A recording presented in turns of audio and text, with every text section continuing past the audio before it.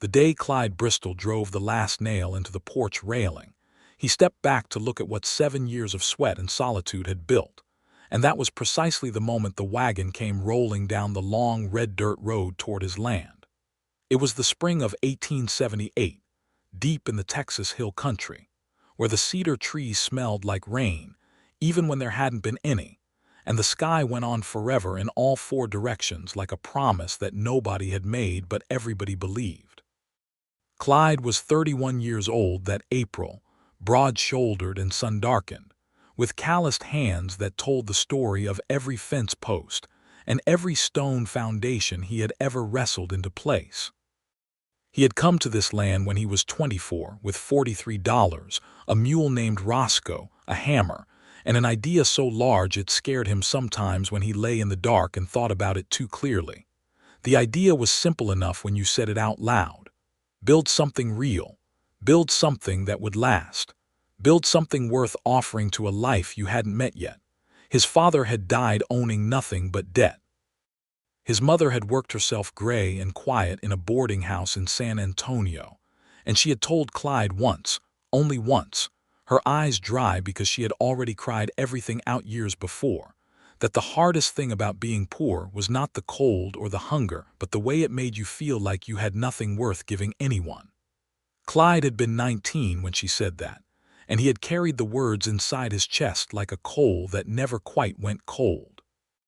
So at 24 he had ridden out to the hill country, filed a land claim on 160 acres under the Homestead Act, and started building. The first year was brutal. He lived in a lean-to he put together from cedar posts and salvaged lumber, and the winter that came down in December of 1871 was the kind of cold that got inside your bones and made you question every decision you had ever made. He lost 3 of the 4 goats he had bought in October. He got sick in January and lay in his lean-to for 8 days with a fever that made the walls move. When he came out the other side of it, lighter and hollow-eyed and still alive, he felt something shift inside him that never shifted back. He stopped being afraid of the land. He started listening to it instead.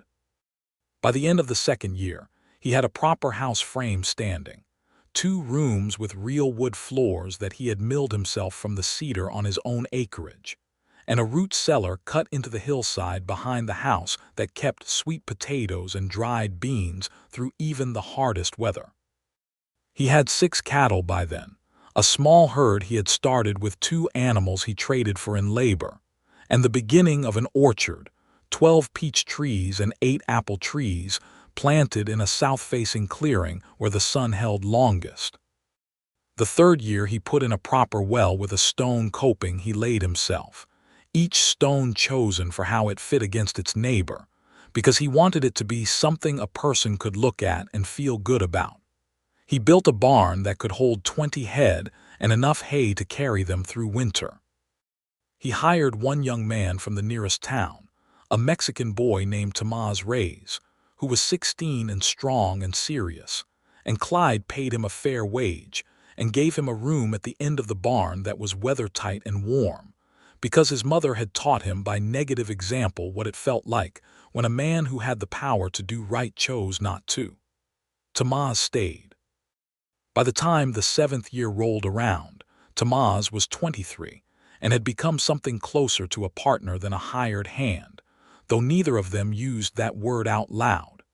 He knew every corner of the Bristol land as well as Clyde did, and he had a quiet steadiness about him that made things go smoother in every season. The 4th and 5th years were the years of real growth. Clyde ran a small cattle operation and sold beef to a town called Harlow's Creek, 12 miles to the east, where a general store and a stage stop and a livery had grown up around a crossroads that the railroad was supposedly going to reach within the decade. He had learned by then that the land did not reward impatience, and he had stopped being impatient. He worked steadily and saved carefully, and what he built kept getting better because he kept learning what better meant. The 6th year he built the porch. He built it wide, wider than was strictly necessary, with a railing on 3 sides and a deep enough overhang to sit out in a rainstorm without getting wet. He put 2 rocking chairs on it even though he only had 1 person to use them, because he was building for a life he hadn't met yet, and it seemed wrong to plan that life with only 1 chair. The 7th year he finished the details. He laid a stone path from the gate to the front steps.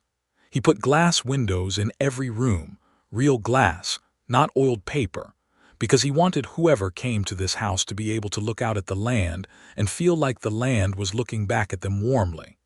He built a proper kitchen with a good iron stove and a dry sink and shelves along the east wall that caught the morning light. He planted a kitchen garden and bordered it with smooth river stones he had carried up from the creek in a wheelbarrow over 3 long afternoons. He put curtains in the bedroom, blue cotton curtains that he had ridden all the way to San Antonio to buy because the general store in Harlow's Creek only had brown, and he wanted blue. He told himself he was not waiting for anyone in particular. He told himself the 2 rocking chairs and the blue curtains and the kitchen garden were just good sense, just the natural way a man furnished a life. He almost believed it.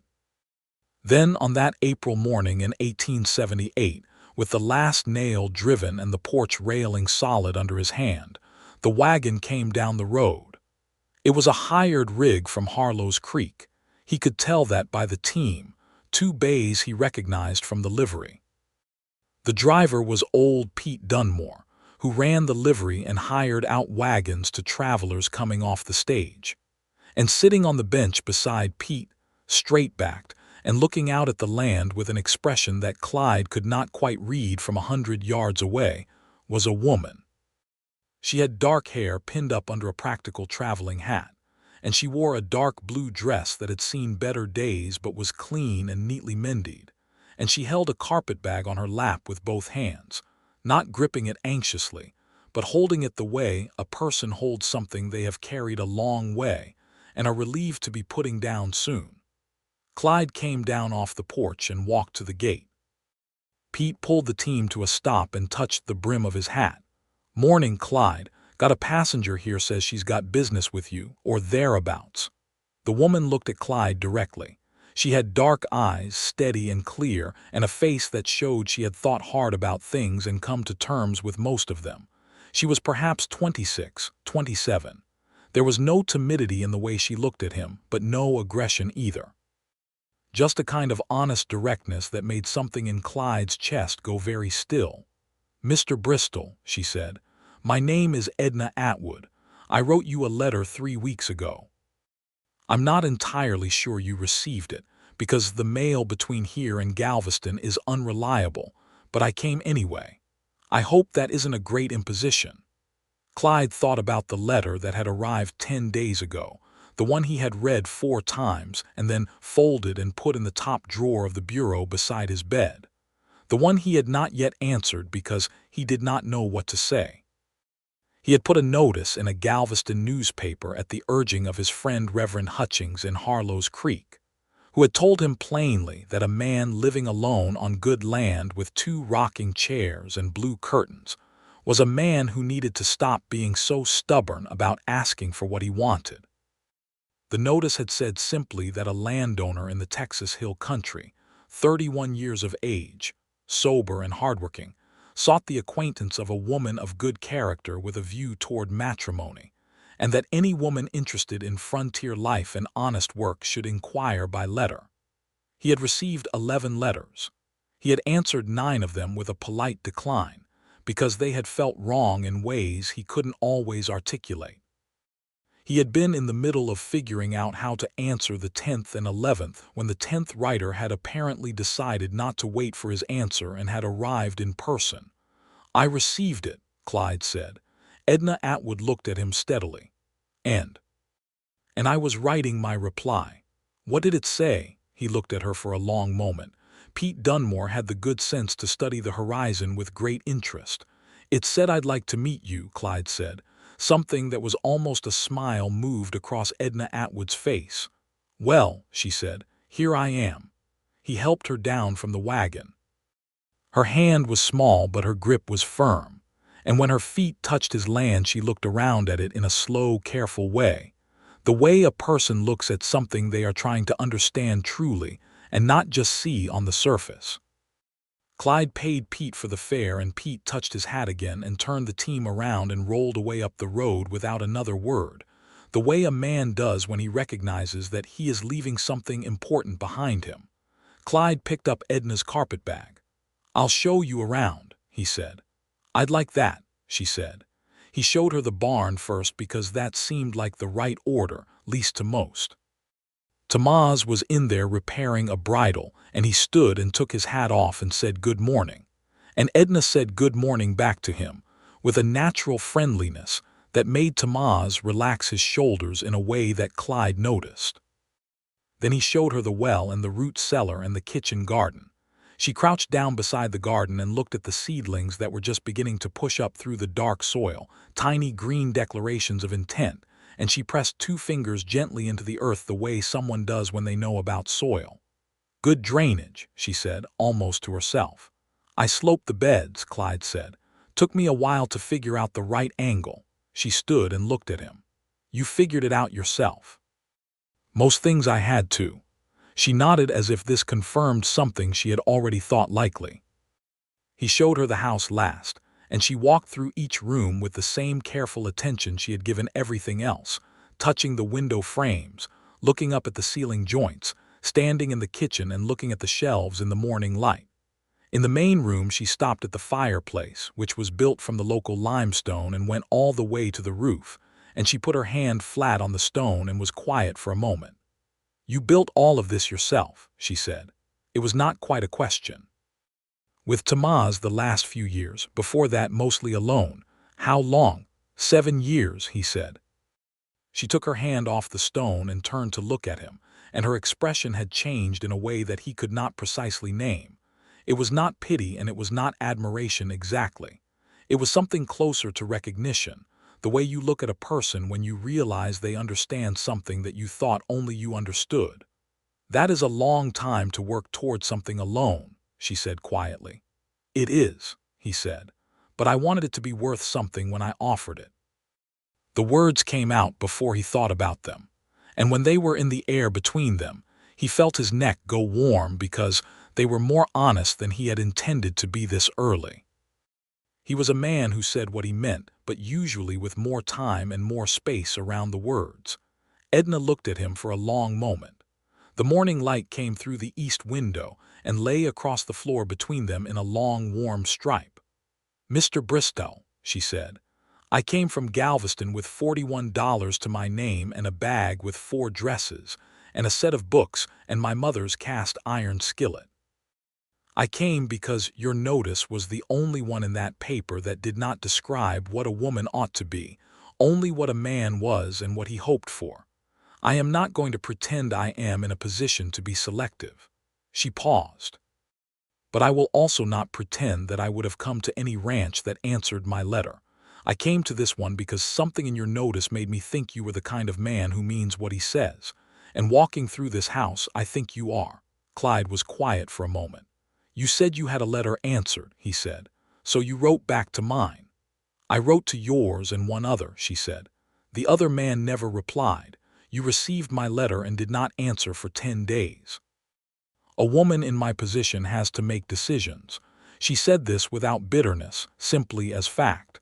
"I decided to come and see the thing itself rather than wait for words on paper." "I'm glad you did," he said. That was enough for the morning.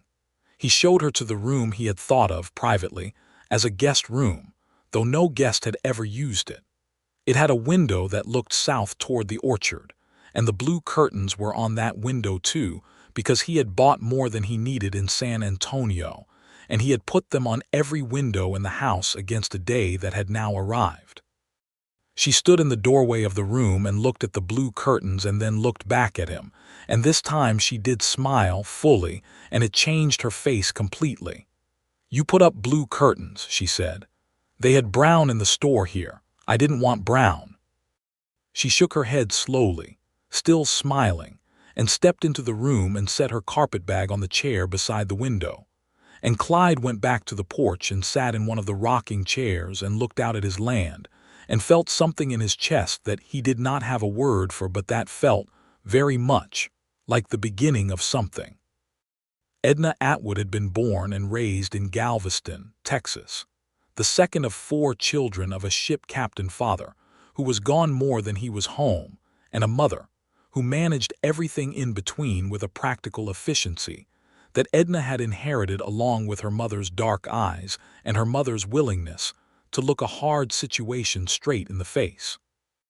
Her father had died at sea when Edna was 20 in a storm in the Gulf, and the small income the family had lived on had died with him. Her mother had taken sick the following winter and had passed in the spring, and the boarding house they had been living in for 2 years was not somewhere Edna could afford to stay on her own. She had worked. She had worked in a milliner's shop, and then in a dry goods store, and then, for 2 years, as a schoolteacher in a one-room schoolhouse on the edge of Galveston, where the children of dockworkers and immigrant families came when they came, which was not always. She had liked the teaching, liked it very much, liked the particular moment when something clicked open behind a child's eyes and you could see the understanding arrive. But the schoolteacher's pay was not enough to make a life on, and Galveston was an expensive city for a woman alone, and there was no one left in it who was hers. She had seen the notice in the newspaper on a Tuesday morning in March of 1878, while she was eating breakfast in the boarding house where she had a single room on the 2nd floor that she paid for by helping the landlady with the mending on weekends. She had read it twice, and then cut it out and put it in the pocket of her apron and gone about her day. That evening she had written 2 letters, one to Clyde Bristol in the hill country and one to a man in Austin, and she had sent them both the next morning. The Austin man had not written back. 3 weeks passed and Clyde Bristol had not written back either, and Edna Atwood, who had her mother's practicality and her own hard-learned knowledge that opportunities did not hold still while you decided whether to take them, had packed her carpetbag and arranged passage on the stage to Harlow's Creek and paid Pete Dunmore at the livery to take her out to the Bristol ranch. She was 27 years old and she was not afraid of uncertainty, but she was also very tired of it, and she wanted, more than she had let herself want anything in several years, a place that was hers, a life with enough in it to matter. What she had not expected, walking up to that gate and looking at the man who came down to meet her, was the way the land felt. She had grown up on the coast and had never been this far inland, never been in country this open and this quiet. And when the wagon had come over the last hill and the Bristol land had spread out below her in the morning light, the orchard pink with early blossoms and the house solid on its rise, and the whole thing sitting in the landscape like it belonged there and always had, she had felt something she could only describe later as recognition. Like something she had been looking for had the shape she expected without her having known what shape she was looking for. And then there was Clyde Bristol himself, who was not what she had imagined. She had imagined, without thinking about it carefully, a rough sort of man, competent and decent but without much surface on him. What she got instead was a man who moved through his own land with a quiet sureness that was not arrogance but something better, which was deep familiarity, and who looked at her with eyes that were both direct and somehow gentle, and who said, without apparent embarrassment, that he had built it all to be worth something when he offered it. She lay in the room with the blue curtains that first night, listening to the sounds of the hill country dark, the insects and the frogs and the far-off calling of something she didn't yet know the name of, and she thought about those words. Worth something when he offered it. A man who thought of his life as something to be offered. She had known very few people of either sex who thought that way, who understood that what you built with your time and your hands was not just yours, but was already reaching toward someone else. She decided, in the quiet of that first night, that she was going to stay, but that she was going to stay in her own way. She was not going to drift into this life like something that happened to her. She was going to bring herself into it, all the way, and see what was built between 2 people who both knew how to build things. The first 2 weeks were a kind of careful geography. Clyde was not a man who rushed, which she recognized and respected because she was not a woman who rushed either. He showed her everything about the ranch in a way that was informative without being condescending, explaining the work and the reasoning behind it, and asking her what she thought, and she found that he actually listened when she answered. She had some things to learn and some things to teach. She did not know cattle, and she told him so directly, and he nodded and began explaining without any of the impatience she had half expected. She did know gardens, and she knew preserving, and she knew more about cooking over a wood stove than he did, which amused them both the first time she said so because he had looked slightly startled. She also knew how to keep accounts, which turned out to matter more than almost anything else. On the third day, she asked to see his accounts, and he had looked at her for a moment with an expression she couldn't quite read before he brought out the leather-bound book he kept records in. She sat at the kitchen table in the afternoon light and went through 2 years of numbers and then looked up. "You're losing money on the beef sales," she said. "Not because you don't have enough cattle, but because you're selling in Harlow's Creek when you could be contracting directly with the fort." He looked at her. "What fort?" "Fort McCavitt," she said. "It's a supply post now. They decommissioned the garrison, but they still have a population, and they have a contract officer who purchases beef. I read about it in the Galveston paper last winter. They pay significantly better than a local general store." There was a long pause. Clyde leaned back in his chair and looked at the ceiling and then looked at her. "How do you know about Army contract purchasing?" "I read," she said simply, "a great deal, and I pay attention." He was quiet for another moment, and then he said, "I didn't know that," and the way he said it was not defensive or embarrassed. It was just honest acknowledgement, the kind that opened a door rather than closing one. That was the moment, she thought later, when something changed between them. Not the porch or the curtains or the morning she arrived, those had been the beginning. But this was when they started becoming something. She helped him draft the letter to the Fort McCavitt supply officer that afternoon, and he wrote it in his own hand, but with her help on the language. And 3 weeks later, a contract came back that would pay 30% more per head than what they had been getting in Harlow's Creek.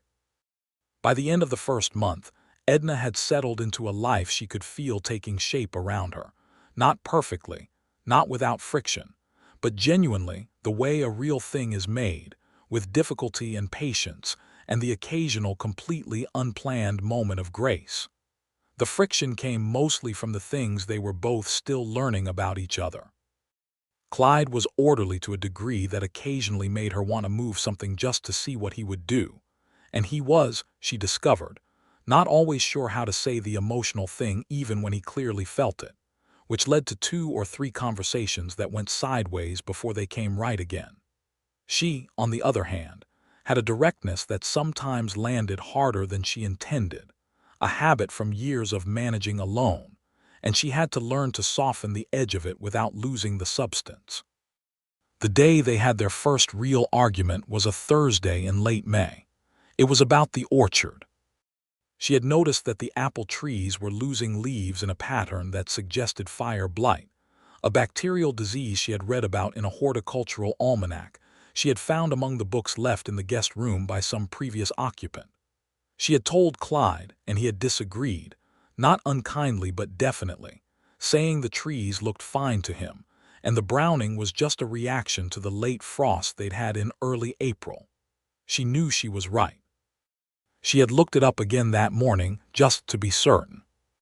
She pressed the point and he pressed back, and the conversation got louder than conversations between them had been yet.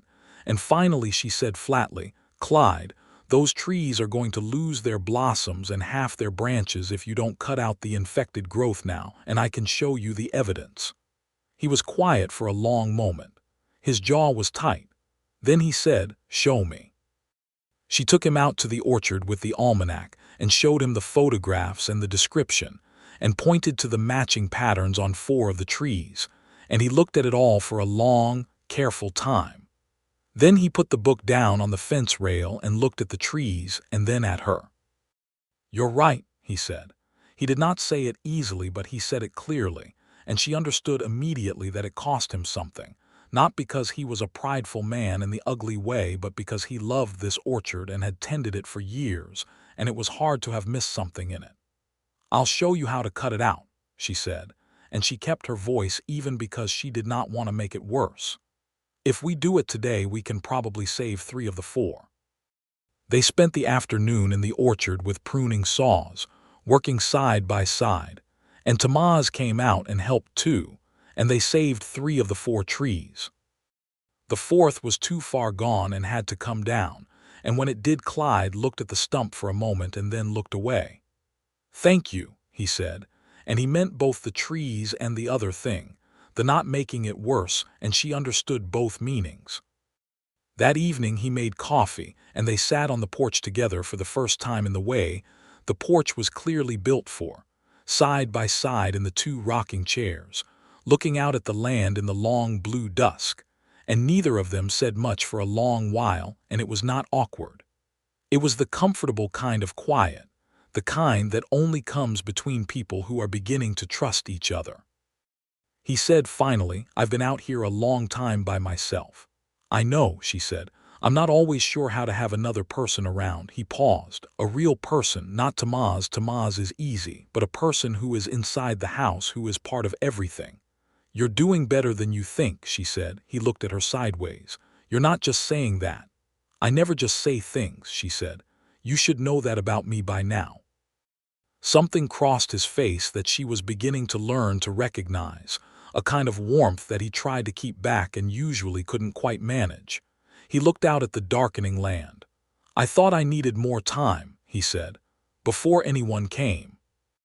I had a list, things I wanted finished. The porch railing was the last thing on the list." "You drove the last nail this morning," she said.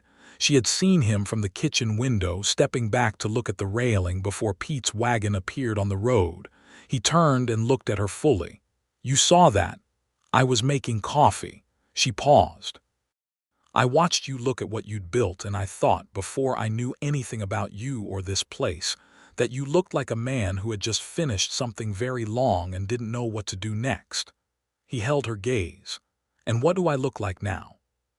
She considered him for a moment, his face in the fading light, honest and a little open in a way she thought he probably didn't let it be often. Like a man who is figuring out that what he built was already enough, even before he finished it. The porch was very quiet.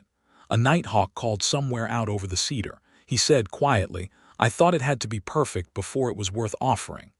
"Nothing is ever perfect," she said, "but this is already something real. That is worth more than perfect." He was quiet for a long time after that, and she let him be quiet, because she understood that some things need to be heard and then left alone to settle. They sat on the porch until the stars came out, which in the hill country happened all at once the way good things sometimes do, suddenly and completely. And Edna Atwood tilted her head back and looked up at the kind of sky she had never seen over a city and felt, for the first time in years, that she was exactly where she was supposed to be. June came in warm and full, and with it came a development that Clyde had not anticipated when he had been building his future in solitude, which was how quickly 2 people could fill a silence that had been long and undisturbed and make it feel like it was always supposed to be that way. Edna started a kitchen garden expansion that doubled what Clyde had planted and added herbs he had never grown, sage and thyme, and a patch of chamomile that smelled like hay and honey in the evenings. She organized the root cellar in a way that actually made sense of the space, something Clyde had never quite managed, and she set up a preserving system that would carry them through the winter with far more variety than salted beef and dried beans.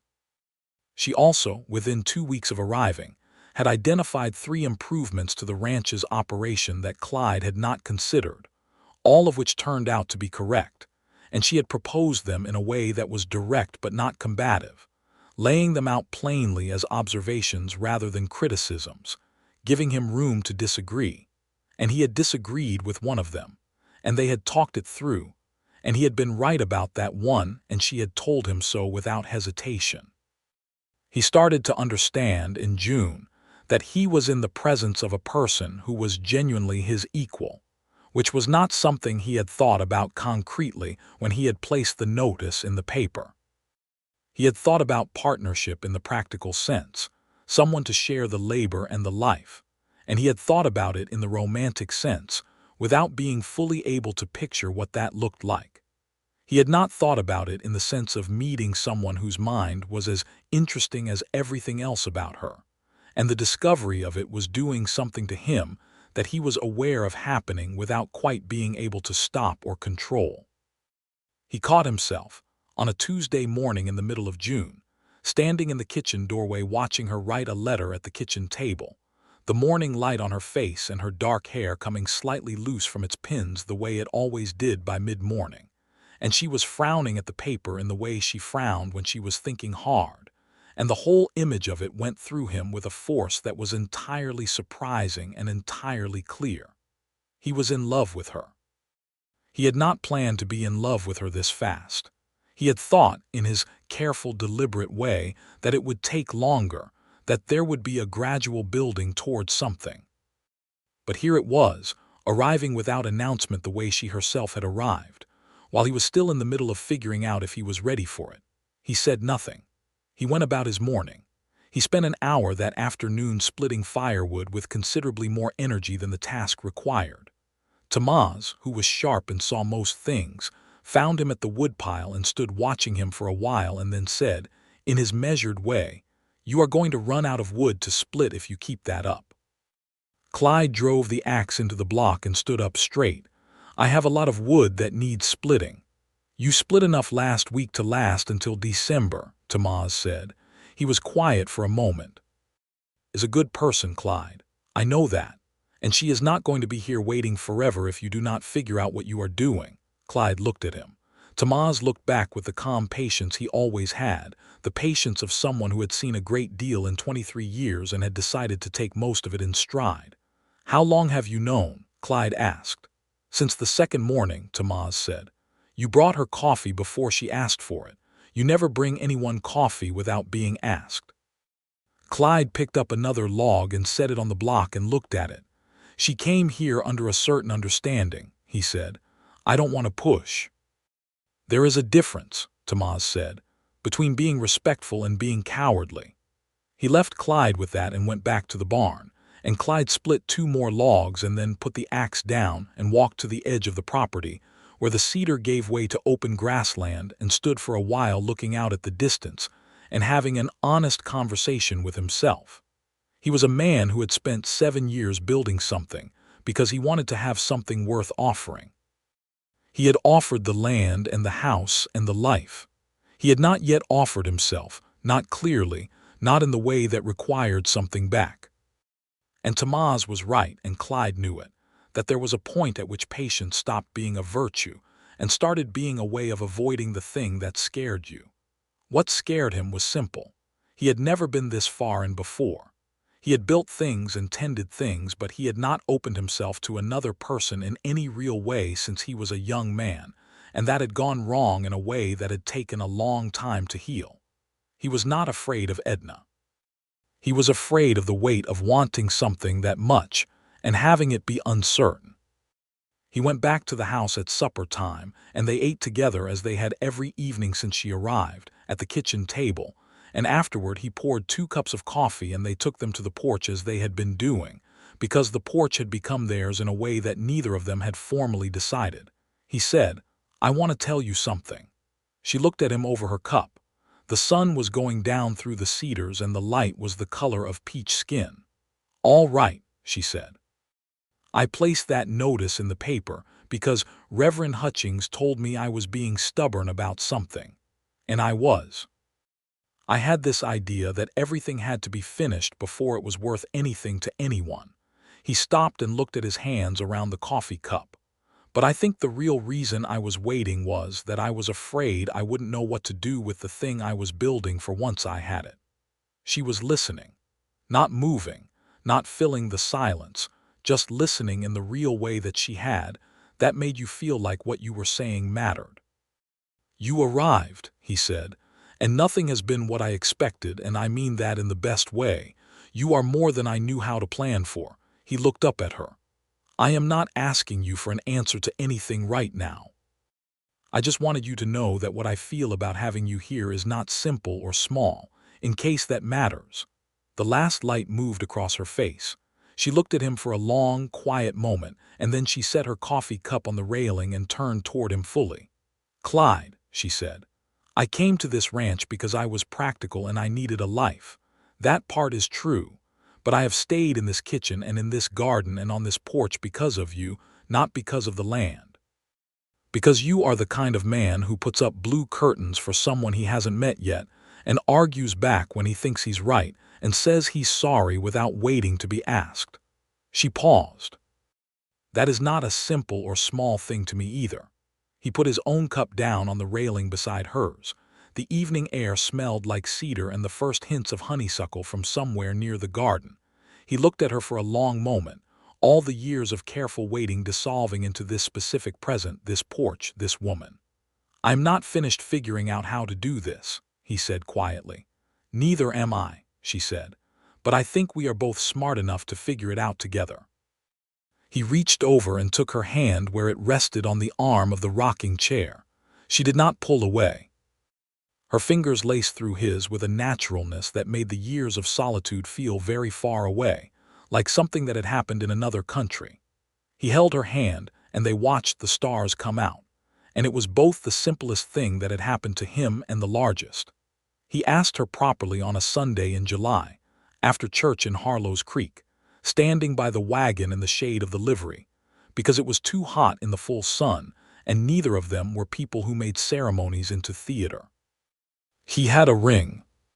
He had ridden to San Antonio the previous week under the pretense of picking up a replacement axle fitting, and come back with a ring from a jeweler on Commerce Street, a thin gold band with a small chip of turquoise that the jeweler said had come up from New Mexico, and which Clyde had chosen because the color was close to the blue of the curtains, and that seemed, in a way he couldn't entirely explain, right.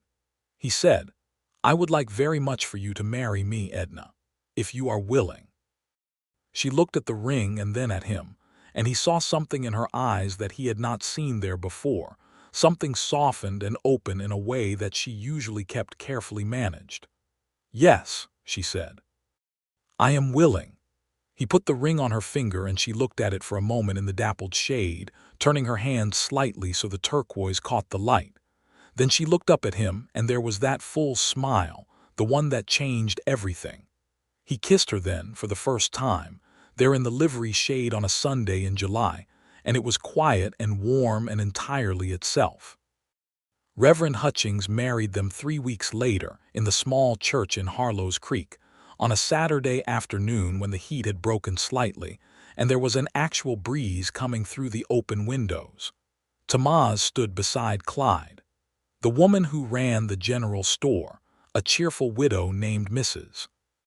Caldwell, who had taken a shine to Edna from the first time they met, stood beside Edna. There were perhaps 20 people in the pews, neighbors and acquaintances from the surrounding ranches and from town, because word had gotten around in the way word gets around in a small place, and most of them were glad. They spoke their vows in clear voices, both of them. Clyde had written his own, which was the kind of thing that Reverend Hutchings said was unusual, but which Clyde had felt was necessary, because borrowed words wouldn't do for this. He said that he had spent 7 years building something because he believed that love was not just something you felt, but something you built, and that he intended to spend the rest of his life building with her the way he built everything, carefully, and with full attention, and with the knowledge that the best things take time and are worth the time they take. Edna had not written her own vows. She had told him, because she thought the traditional words were the truest ones she knew. But when she got to the part about taking him for better or for worse, she added, quietly enough that only he could hear it, "And I think we are both going to make this considerably better than worse." There was laughter from the pews, and Reverend Hutchings was laughing too, and Clyde was looking at her with that warm, undone look that she had come to love, and she felt the rightness of it move through her from the ground up. They rode back to the ranch together in the late afternoon, and the cedars smelled like cedar, and the sky was enormous and clean. And when they came over the last rise and the house appeared below them with its stone path and its glass windows and the wide porch, Edna put her hand over Clyde's where it rested on his knee, and they looked at it together. "It's a good house," she said. "It's a better house than it was 3 months ago," he said. She understood what he meant, and she held his hand and they went down to it.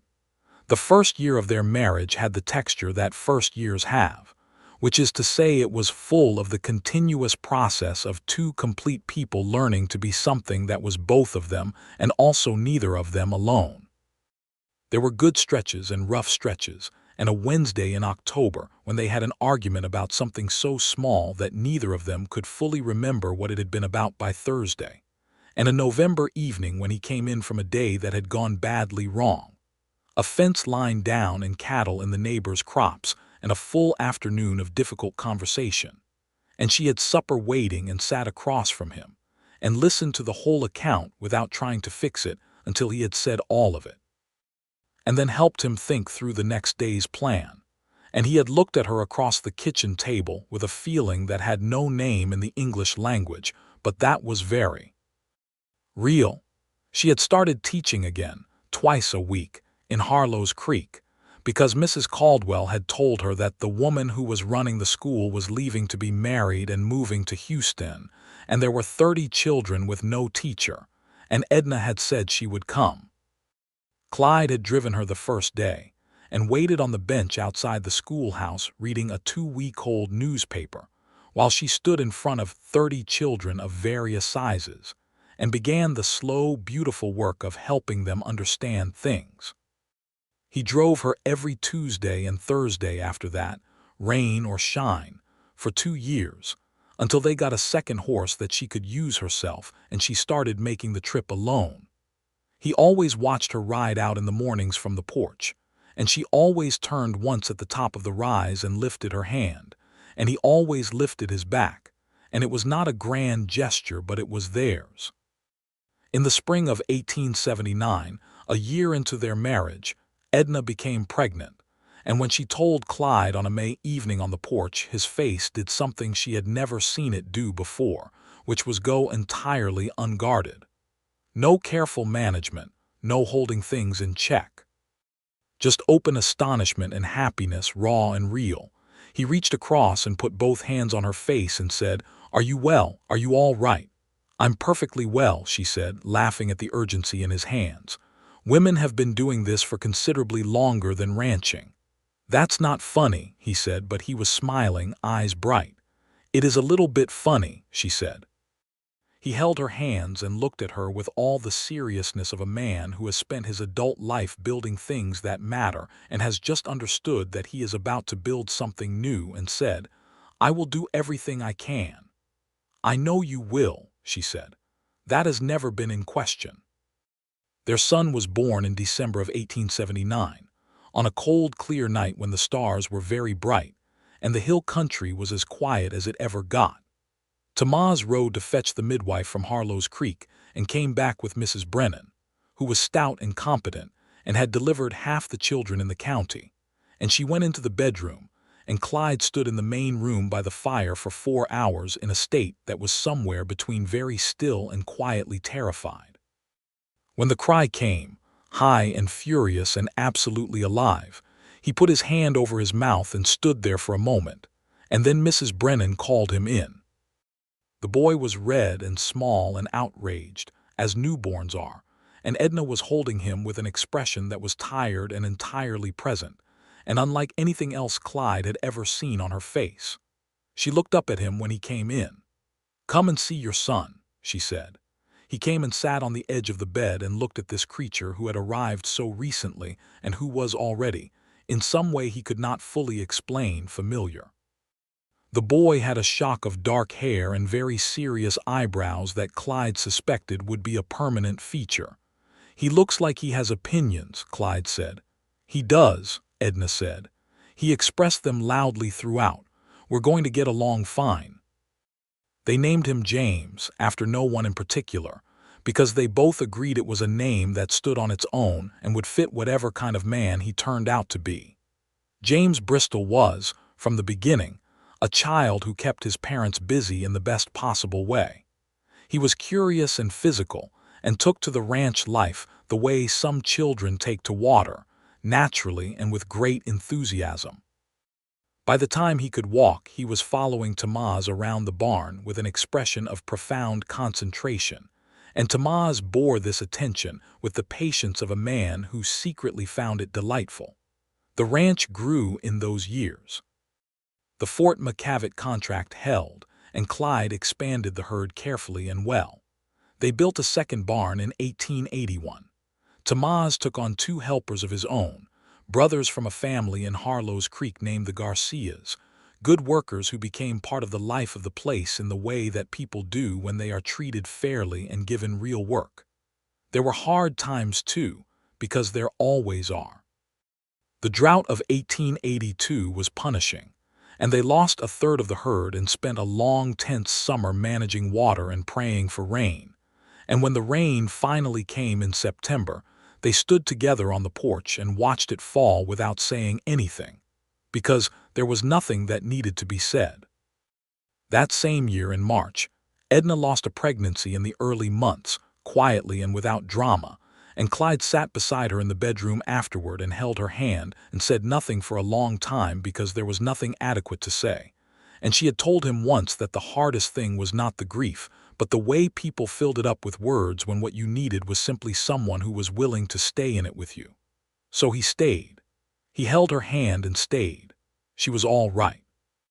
She was not the kind of person who was not all right for long, not because she didn't feel things, but because she felt them completely, and that let her move through them rather than around them.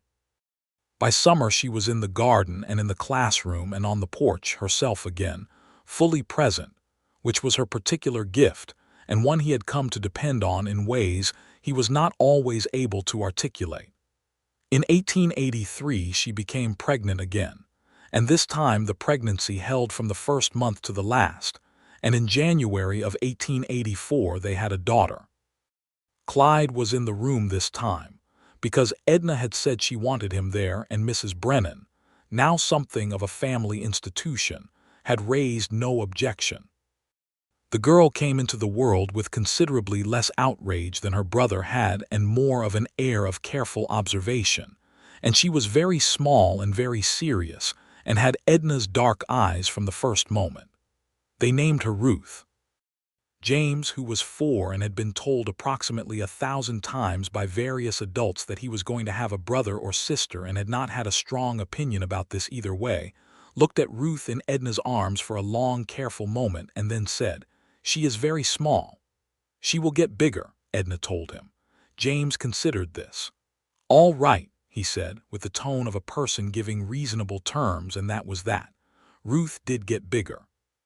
She got bigger and she got more opinionated, and she followed her mother around the garden and the kitchen with the same focused attention that James gave the barn, and she learned to read early and was persistent about it in the way that made Edna recognize something of herself and feel, quietly, very proud. The life on the Bristol ranch settled into itself the way lives do when they are genuinely good, with enough texture to stay interesting and enough stability to be sustaining. Clyde was not a man given to standing back and admiring what he had built. He was too much a builder for that. But there were moments, usually in the early morning when the day was still open and the light was particular, when he would stand on the porch with his coffee and look at the land and the house and listen to the sounds of the life inside it. Edna in the kitchen, James's feet on the stairs, Ruth's voice asking something in that serious way she had, and he would feel the full weight of the thing. All 7 years of solitude and effort arriving at this. He thought sometimes about what he had said to Edna on that first morning, almost without meaning to. That he had built it to be worth something when he offered it. And he thought about what she had said on the porch that June evening, that it was already enough, that the worth was in the realness, not the perfection. He had been in the middle of his last item on his list when she arrived, and she had come and looked at everything that was not yet finished and said it was already enough, and she had been right in a way that had taken him a while to fully understand. The worth was not in the finishing. It was in what had been built honestly and with intent, the foundation that held and the windows that let the light in and the porch wide enough for two. She had seen that before he had. In the spring of 1885, Reverend Hutchings asked Clyde and Edna to speak at a meeting of new settlers who had been arriving in the hill country in increasing numbers, drawn by the same homestead possibilities that had brought Clyde to this land 11 years before. There were questions about how to manage the land, how to build in this particular terrain, how to sustain a cattle operation through the hard summers. Clyde answered the practical questions with the directness of a man who had made most of the relevant mistakes himself and had learned from them. Edna spoke about the schools and about the community, about the importance of the things that held people together in a place that could be isolating, the church and the social gatherings, and the network of mutual help that meant when someone's barn burned they had neighbors to help them build a new one. She spoke about it with the ease of someone who had understood it from the outside first and then from the inside, and several of the women in the audience were listening in the focused way that means they are storing something for later. Afterward, a young woman named Caroline Mears, who had arrived 6 months earlier from Illinois with her husband and was finding the adjustment harder than she had expected, came and spoke to Edna quietly for a long time, and Clyde watched from across the room and saw Edna give the young woman her full attention and say things that made her first relax her shoulders and then smile, tentatively, and then nod. On the ride home, Clyde said, "What did you tell her?" Edna was quiet for a moment, watching the road. "I told her that the hardest part of coming to a new place is the gap between what you hoped it would be and what it actually is at the beginning. I told her the beginning is not the thing itself." He drove in silence for a while. Then he said, "You could have told yourself that 7 years ago and saved yourself some trouble." She looked at him with a sharp sideways amusement. "I was not in the hill country 7 years ago. I was in Galveston selling ribbon and teaching children who came when they felt like it." "I know," he said. "I'm glad you weren't here 7 years ago." She looked at him. "Are you?" "I wouldn't have been ready," he said simply. "I needed the 7 years." She was quiet for a moment, the road unrolling in front of them in the afternoon light. Then she said, "I think I needed them too, not here but in Galveston. Learning the things I needed to learn before I could be who I am here." He reached over and took her hand where it rested on the seat between them, the same gesture he had made on that first day driving home from their wedding, or she had made. He could no longer remember who had reached first, which seemed right. Tamaz married in 1886. Her name was Luz, and she was from a family near Fredericksburg, and she was small and direct and laughed easily.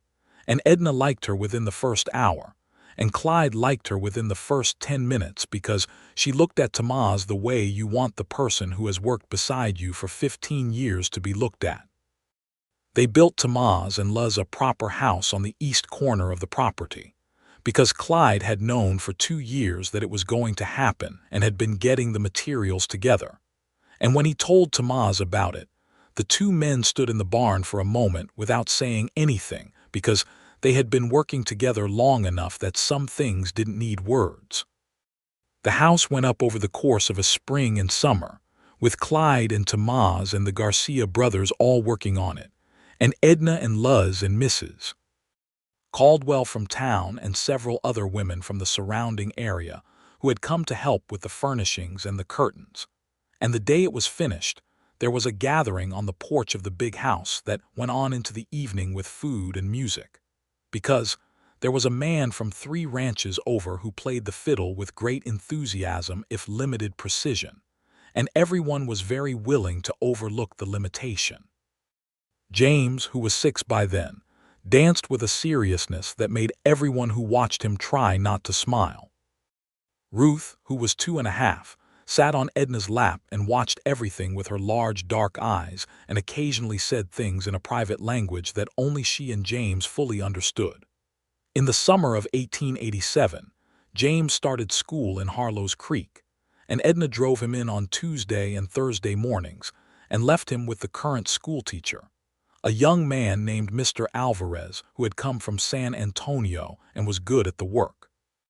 James was skeptical of Mr. Alvarez for the first 2 weeks and then decided, based on evidence he did not fully articulate, that he was acceptable, and settled into learning with the thoroughness he brought to everything.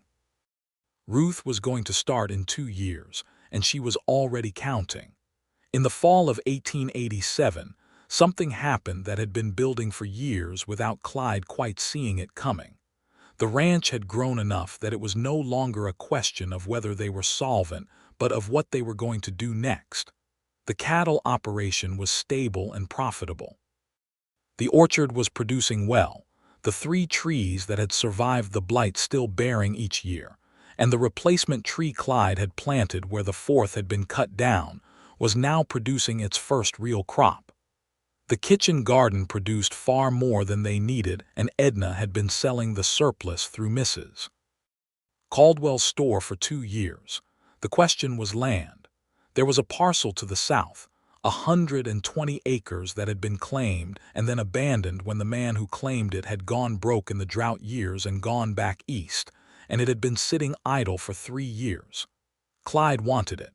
He had wanted it for 2 years but had been careful not to reach before he was ready. He brought it to the kitchen table one evening, laid out the numbers in his careful way, and Edna looked at it all and then looked at him. "You've been thinking about this for a while," she said. 2 years, he said. She turned the pages of the accounts. "We can do it," she said. "If we're careful about the timing of the filing and we don't expand the herd beyond what we've budgeted for this year." "That's what I thought." "Then why did you wait 2 years to bring it here?" She said it without heat, genuinely curious. He looked at her. "I wasn't sure if it was the right kind of wanting," he said. "If I wanted it because it was good sense or because I just wanted more." She was quiet for a moment. "And now I think it's good sense," he said. "We're running close to the limit of what this acreage can carry without overgrazing, and the southern parcel has the creek frontage we need for a dry summer. It's not ambition, it's management." She nodded. "Then let's do it." They filed on the southern parcel in November and it went through in December, and on the first clear day of 1888 Clyde rode the perimeter of the new land with Tamaz, and they looked at the creek and the grassland and the possibilities. And Clyde felt the familiar feeling he had always had in this land, which was that there was more here than he had yet figured out how to use, and that figuring it out was a good way to spend a life. That evening he told Edna about the creek frontage, the depth of it and the clarity, and how he thought they could run the cattle down there in the dry months and give the north pasture time to recover. She was washing dishes and she turned and leaned against the counter and listened with her arms crossed and her head slightly tilted, the way she listened when she was thinking, and then she said, "You could also put in a small irrigation ditch to the south garden plot, if the creek holds through summer." He looked at her. "I hadn't thought of that." "You were thinking about the cattle," she said. "I was thinking about the tomatoes." He laughed, which was something he did more than he used to, full and easy, and she smiled at the sound of it with a pleasure that was comfortable and familiar and still entirely warm. James, who was 8 years old in 1888 and had reached the age of opinions about everything, announced that spring that he intended to be a rancher when he grew up. This was not surprising. He followed Clyde and Tamaz everywhere they would allow and some places they would not, and he had an instinctive understanding of the animals and the land that Clyde recognized as real and not just childish enthusiasm. "You might change your mind," Clyde told him one afternoon. They were mending fence on the north boundary, a job that James was genuinely helpful with because he was nimble and could get to corners easily. "I won't," James said, with the certainty of 8. "Your mother thought she was going to sell ribbon in Galveston," Clyde said. "Life changes what you think." James considered this with the gravity he brought to large questions. "Did she want to sell ribbon?" "No," Clyde said. "Then it's not the same," James said. "I actually want to do this." Clyde straightened up and looked at his son. this serious-eyed boy who was already reaching the fence wire with more sureness than the job required, and felt something that was both pride and something more complicated, the particular weight of a parent understanding that a child has a direction. "All right," he said. "Then we'd better teach you to do it right." Ruth, who was 4, had decided around the same time that she was going to teach school like her mother, a decision she announced with the same authority her brother used, and which Edna received with a composed expression that did not fully disguise how pleased she was. "You'll need to be patient," Edna told her. "Children don't always want to learn what you want to teach them." Ruth thought about this. "I'll make it interesting," she said. Edna looked at her daughter, who had Clyde's stubborn practicality and Edna's own directness combined into something that was already a fully particular person, and said, "Yes, I think you probably will." In 1889, Luz had a boy, and Tamaz came to tell Clyde on a Tuesday morning with an expression on his face that Clyde recognized from the inside, that open, unguarded thing that only happens when something very good arrives. The boy was named Ernesto, and James immediately took a proprietary interest in him, presenting himself at the Ray's house on a daily basis to report on the baby's progress, which Luz bore with great good humor. The Bristol Ranch was, by 1890, a genuinely prosperous operation. Not wealthy in any grand sense, but solid, sustaining, the kind of prosperous that is built from years of right decisions and honest work and knowing when to wait and when to move. The land was well kept and well used. The herd was healthy. The orchard had spread to 25 trees. The house had been added to twice, a third bedroom when Ruth was born and a proper parlor when Edna had finally said, in her direct way, that she had been hosting neighbors in the kitchen for 8 years and a parlor would not go amiss. The parlor had a good reading chair in the corner by the east window and a settee, and a proper writing desk where Edna kept her correspondence and her teaching materials. And on one wall she had hung a map of Texas, not because they needed it, but because she liked to know where they were in relation to everything else, which Clyde thought was very much like her.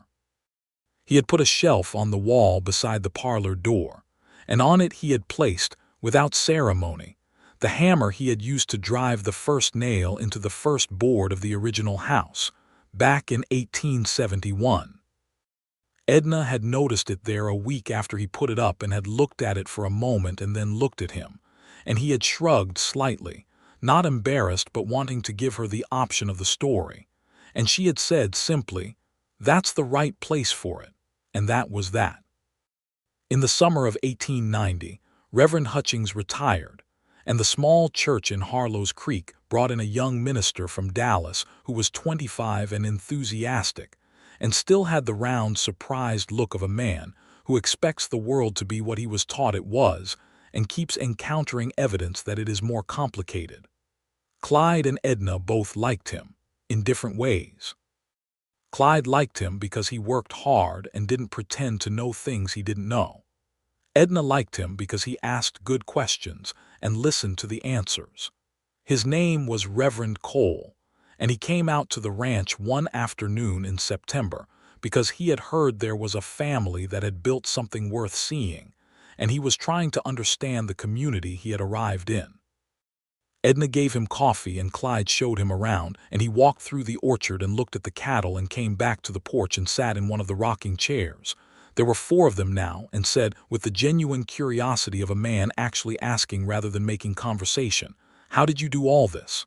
"One thing at a time," Clyde said, "for a long time. And then your wife arrived in the middle of it," he said, smiling at Edna. Edna shook her head. "Near the end of it," she said. He had almost finished. "But you came when it wasn't quite done," Reverend Cole said. "Yes," she said. "Was that a problem?" She looked at Clyde, and Clyde looked back at her, and something that was both memory and the thing itself passed between them, the way it does between two people who have been building the same life together long enough that certain moments have become part of the architecture. "No," she said, "it wasn't a problem. What he had built was already worth something, more than worth it." She paused. "I tried to tell him that." "Did he believe you?" "Not immediately," she said. He's thorough." Clyde smiled, looking at his boots. Reverend Cole looked between them with the expression of a man taking notes on something he hopes to understand better someday. The fall of 1890 brought a development that surprised Clyde, and should not have surprised him, because the evidence had been building for years.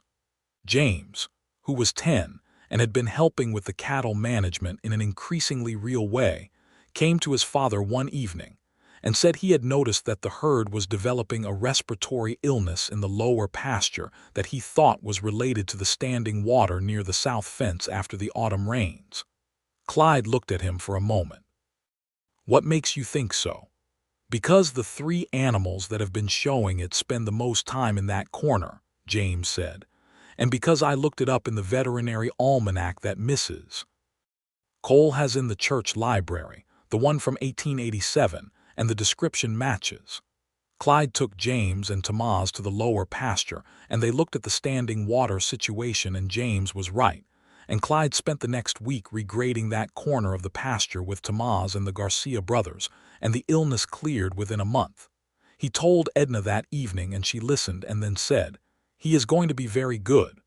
"He already is," Clyde said. In the spring of 1891, James Bristol, aged 11, declared that he intended to learn veterinary medicine, not to become a veterinarian instead of a rancher, but to be a rancher who also knew how to doctor animals properly instead of guessing. Clyde thought about this for a day, and then went to Harlow's Creek and wrote a letter to a man in San Antonio who he had heard ran an apprenticeship program for young men interested in animal medicine. He did not tell James he had written the letter until the answer came back 3 weeks later. He handed James the letter one morning before school. James read it standing in the kitchen and then looked up with an expression that was the first time Clyde had seen something fully unguarded on his son's face, the same way he had felt it move across his own face when Edna told him she was pregnant. "You did this," James said. "You did this," Clyde said. "You told me what you wanted. I just found the door." James folded the letter with careful hands. Then he looked at his father with eyes that said about 15 things, none of which he was yet the age to put into words, and Clyde put a hand briefly on his shoulder and went to get coffee, because the moment was already complete.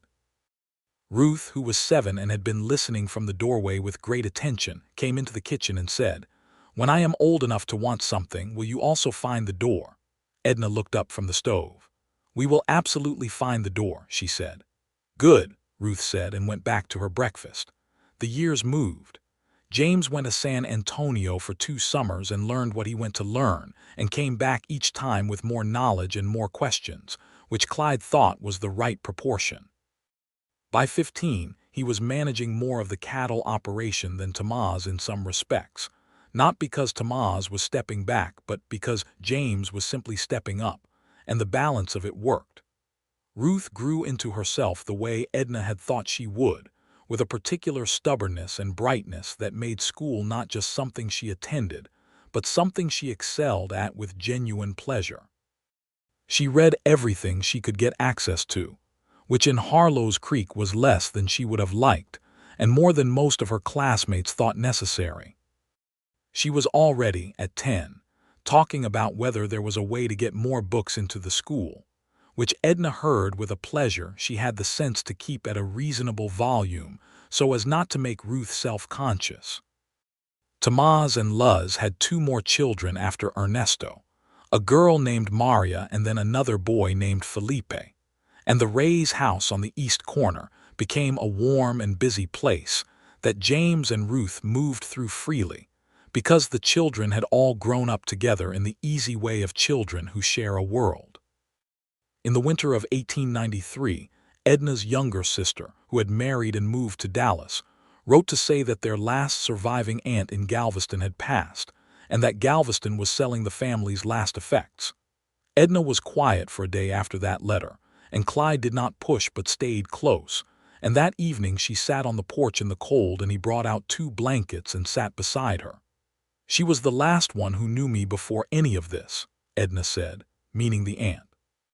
"I know," he said. "I don't miss Galveston," she said. I want to be clear about that, but I miss having a place where you are known from the beginning, where the knowing is long." He put his arm around her and she leaned against him, which she did easily now, without the slight stiffness of the early months when they were still figuring out the geography of each other. "You have that here," he said. "Maybe not from birth, but from before we knew each other even. I knew you were coming before you came. I built things for you before I knew you existed." She was quiet for a moment. Then she said, "That is the most extraordinary thing you have ever said to me." "It's true," he said. "I know," she said. "That's why it's extraordinary." They sat in the blankets in the January cold and watched the stars over the hill country, and Clyde thought about time, about the long arc of things, the 7 years alone and the 15 years since she came, and how you couldn't understand either period without the other because they were part of the same story, and the story was still going and still good.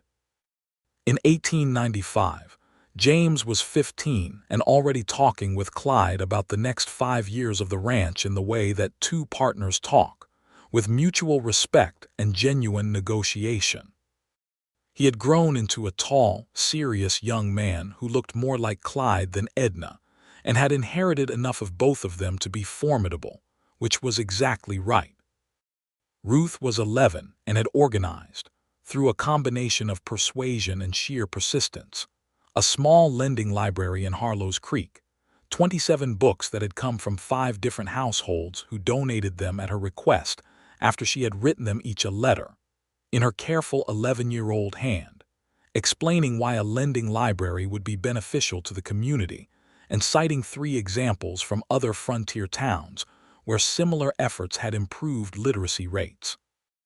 Edna had read the letters before Ruth sent them, and had made 2 small corrections of grammar and otherwise left them entirely alone, because they were already exactly what they needed to be.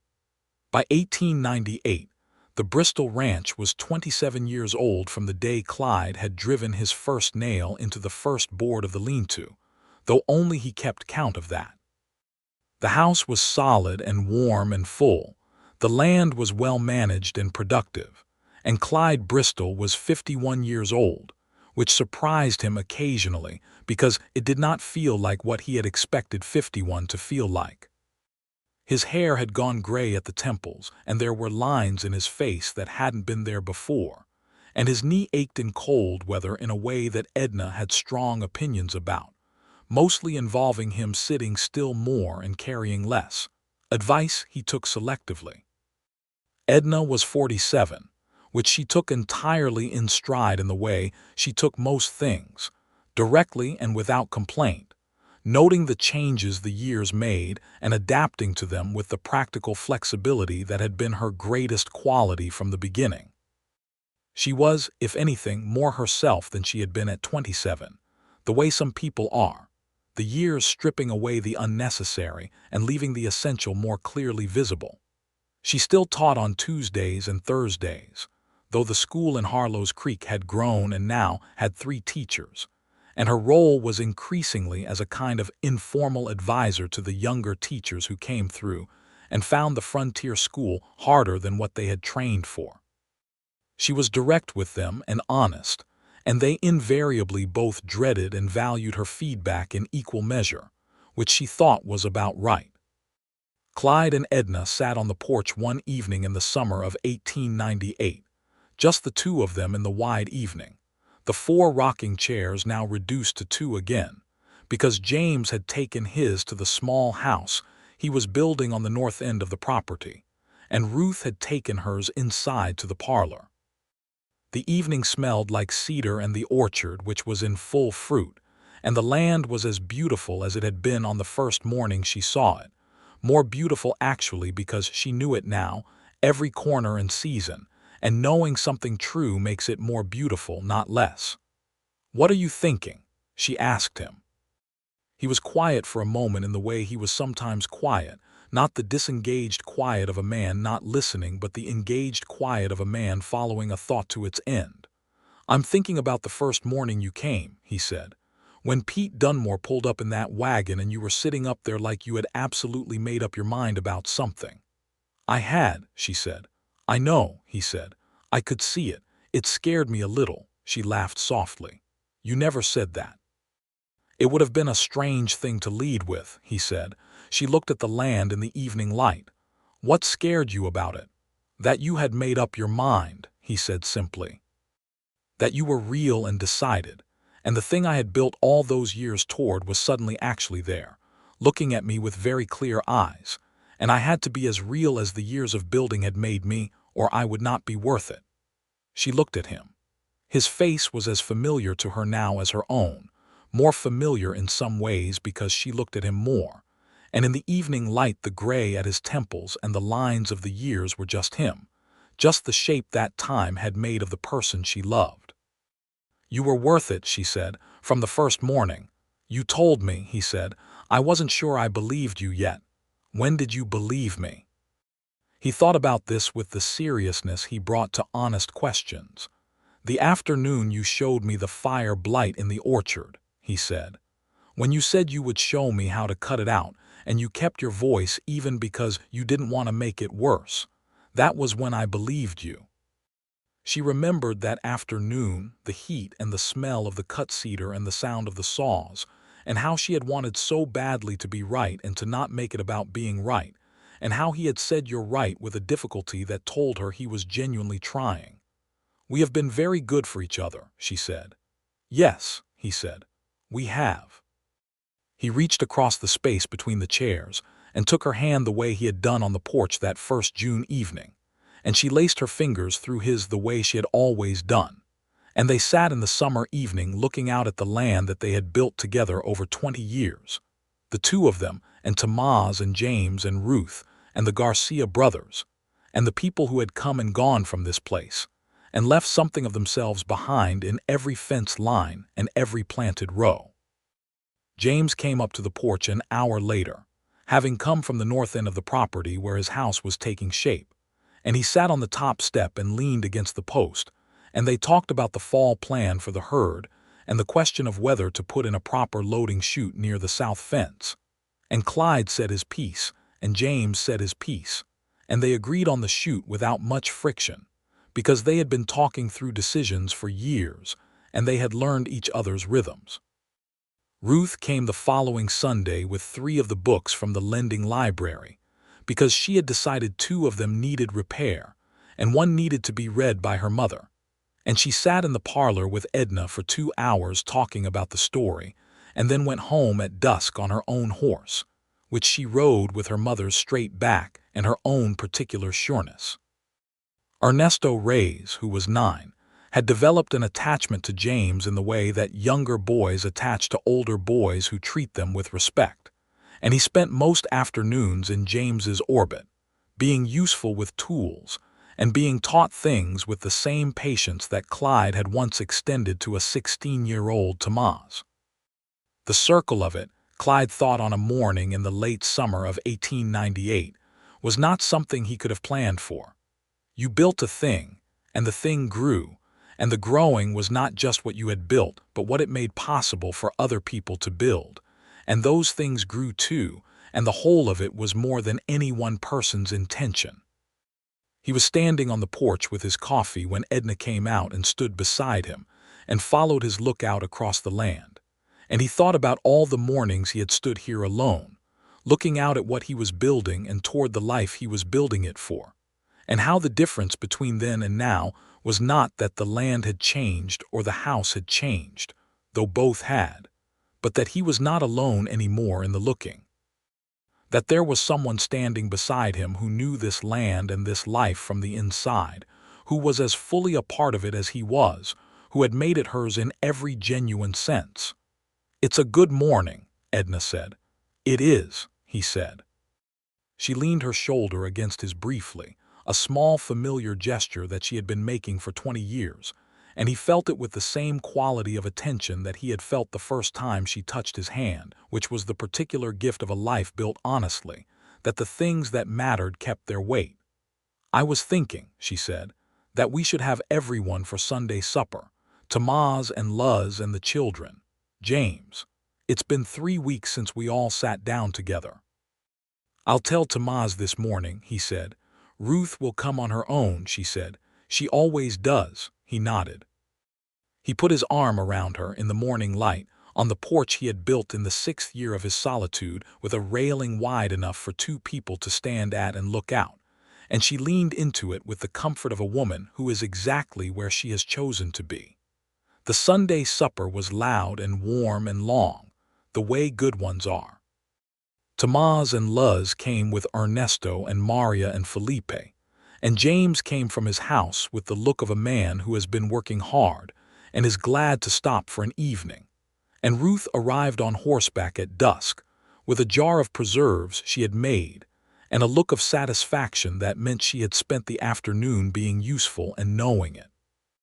Edna had made a roast and cornbread, and 3 kinds of preserved vegetables from the summer's garden, and there was a peach pie made from the orchard fruit that was the best thing she had learned to make in 20 years of cooking in this kitchen. And she set it all out on the table that had been extended with the leaf that only came out for company. They sat around the table, all of them, the Bristol family and the Ray's family, who were so fully part of the same life that the distinction barely held. And there was talking and laughing, and Ernesto spilled his milk, and Tomás mopped it up without breaking stride, and Felipe told a story about the horses that made James laugh so hard he had to put his fork down. Clyde sat at the head of the table, which had always been his seat though he had never asked for it, and he looked down the length of it at Edna at the other end, who was talking to Luz about something with her hands moving in that particular way they did when she was engaged and pleased, and he felt the full and complete weight of it all. The 20 years and the 7 before them and the people at this table and the life in this house. And he thought that it was enough. It had always been enough. She had told him that on the first morning, and she had been right then, and she was right now. Not because it was finished, but because it was real. After the supper and the clearing up, when the Ray's family had gone home through the dark with lanterns swinging, and James had kissed his mother's cheek and nodded at his father and gone back to the north end of the property, and Ruth had tied her horse and helped carry the last of the dishes inside, they sat together for a while in the parlor, the 3 of them, Clyde and Edna and Ruth, in the lamplight. With the map of Texas on the wall and the reading chair in the corner, and the window that looked east toward where the dawn would come. Ruth fell asleep in the reading chair with a book on her lap, the way she had been falling asleep in that chair since she was small, and Edna put a blanket over her and they left her there. And then Clyde and Edna went out to the porch one last time in the late summer dark. The stars over the hill country were exactly what they always were, which was enormous and clear and more than sufficient. The air smelled like the end of a summer day, dry grass and cedar, and the faint sweetness of the orchard. A whip-poor-will called somewhere in the dark, and then was quiet, and then called again. They stood at the railing together, not in the rocking chairs but standing, which was not usual, and Clyde had his arm around her and she had her arm around him, and they looked out at the land in the dark the way you look at something you know completely and still find worth looking at. 20 years, she said. It was not a question or a statement of surprise, just the word for what it was. 20 years next spring, he said, since you drove up in Pete Dunmore's wagon. You remembered the season, she said. I remember everything about that morning, he said. She was quiet for a moment. The whip-poor-will called again. So do I, she said. The railing was just finished. I could smell the fresh wood. He looked at her sideways in the dark. He had not known she had noticed that. He had never mentioned the nail. The railing was the last thing on my list, he said. I know, she said. You told me that once the first year, that you had a list and the railing was the last thing. I drove the last nail the morning you arrived, he said. I stepped back to look at it and then the wagon came over the hill. She was quiet for a long moment. He felt her take a slow breath. I didn't know it was the same morning, she said. I knew it was near. I didn't know it was the same day. Pete's team came over the hill before I had even put the hammer down, he said. She turned and looked at him, and in the dark her eyes were the same dark eyes that had looked at him from that wagon seat 20 years ago with that particular directness that had made something in his chest go very still. You had finished, she said, but you would have waited anyway. Even if I'd come a year later, you would have kept building something else. Probably, he said. I didn't know how to stop. I didn't come because you had finished, she said. I came because of the notice. Because of the man in the notice. I know, he said. And if I had come a year earlier, she said, when it wasn't finished, when the parlor wasn't built and the south pasture wasn't added and the kitchen garden was half what it is, it would have been enough, he said. He said it clearly, meaning it. It would have been enough from the first board. You were right about that. She put her hand over his on the railing.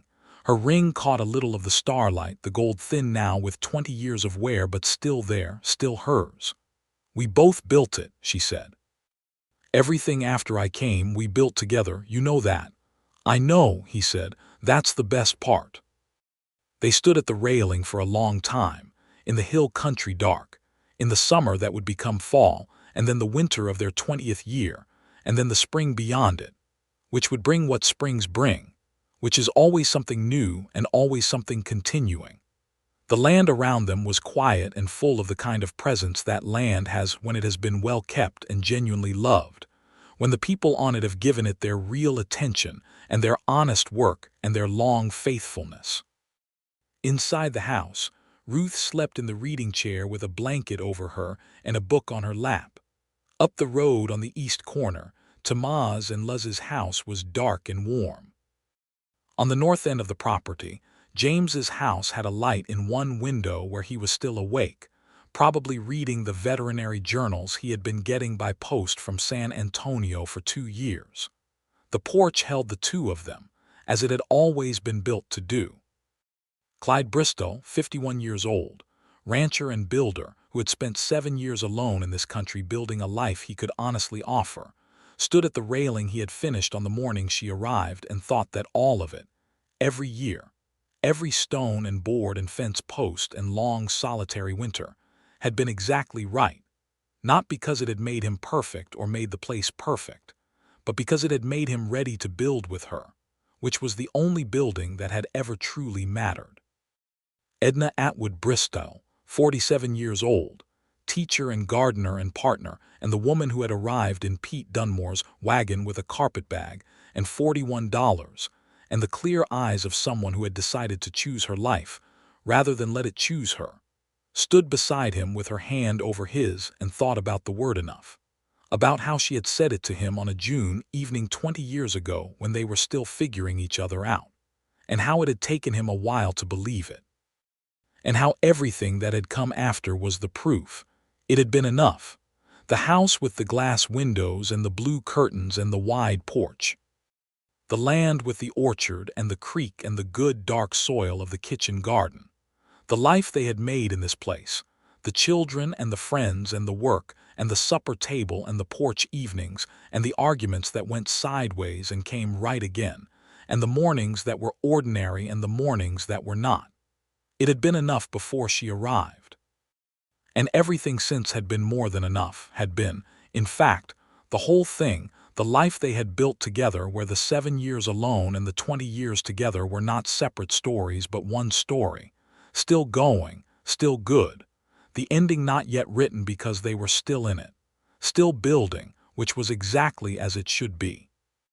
The whip poor, Will called one more time from somewhere in the cedars, and then the night was quiet except for the particular alive silence of the hill country summer, and Clyde and Edna stood at the railing and looked out at their land under the enormous Texas stars, and the land looked back at them the way it always had, warmly and without reservation, the way a place looks when it has been well loved and knows it.